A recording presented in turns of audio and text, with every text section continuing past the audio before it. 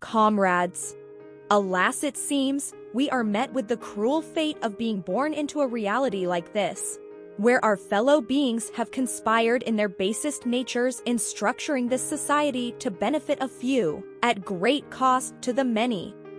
The task of those coherent enough to understand this obvious truth is clear then.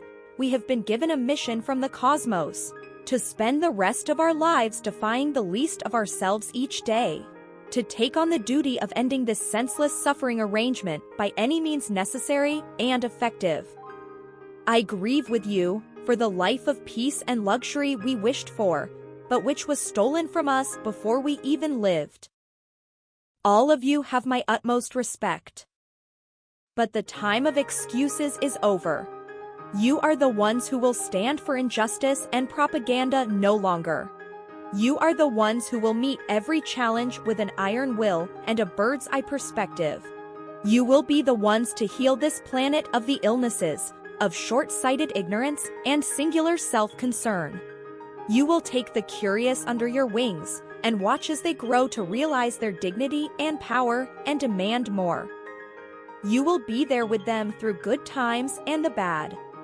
You will be the ones to end this pointless stalemate with the liberals, the extension of which shortens any hope for humanity.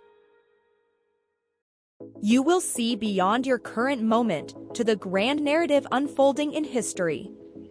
Our modern times are defined by unimaginable illusion, as outlined by thinkers like Jean Baudrillard, Guy Debord, and Mark Fisher. A combination of long-term domination of every institution of society, including the media, by the bourgeois, and a smartly evolving consumer culture have so far normalized the state of things to your average person in ways that are hard to express in non-academic language, that new techniques and understandings are required to address this condition and cut through the barriers of our current moment. The old understandings aren't enough.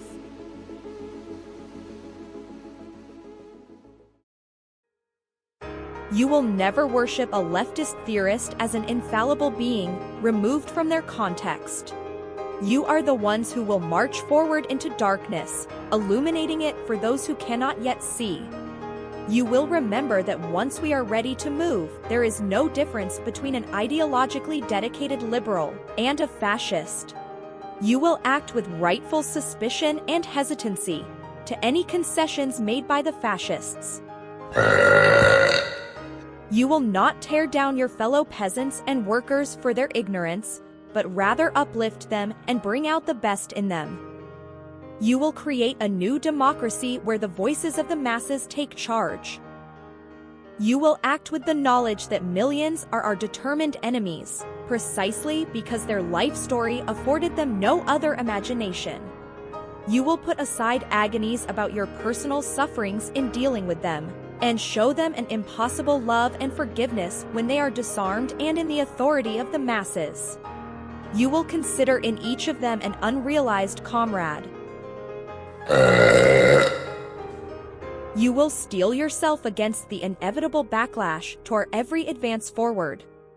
You will be the ones to restore human relations to their rightful state. You will treasure and care for each other, because all we have in this cold, dark world is each other. You will demand better of each other every day, from a place of love. You will be the ones to carry every struggle as your own, to recognize a universal humanity. You will not hesitate when the time comes, and you will make no excuses for the terror, ring of your opponent's clothes. You will not accept the words of whichever dictators grab power afterwards. You will be the ones that will learn from the failures of the past and figure out the formula for anarchism and communism in this world. Arguments about how humanity cannot have freedom yet will be heard as what they are, the voice of a dying capitalism negotiating for its life. You will never allow yourself to be taken in by cultish organizational methods which regiment you into compliance and demand fealty to idols over your principles. You will remain forever unsatisfied by symbolic or meaningless victories and appeasements. You will be the ones to realize a world where the individual benefits and flourishes in the collective. You will tame the aftermath like no generation before. Even your failures will be exceptional because you will never lose sight of the glory on the horizon. You will never let the stories of those who fought and perished for ultimate justice be forgotten. You will herd the imperfect masses towards communism, generation after generation, until our momentum is unstoppable. The point is, you are so beautiful. You are so inspiring to me. You are not alone. We are with you. In almost every home in your corner of the globe is a young person naively and beautifully fed up with your collapsing empire. There is nothing the future fascisms of this world can do to stop them. They cannot arrest or kill us all. There is no force stronger than the working class united. You will write a wonderful story with your life, and with an end tragic or not, we will be waiting for you at the end of the simulation. Probably. Sorry if you get reborn as a grasshopper or something. I mean, really, why the fuck were we born into this stupid-ass situation? It must mean something, right? I'm banking on it, comrades, but if not, eternal rest sounds pretty sweet.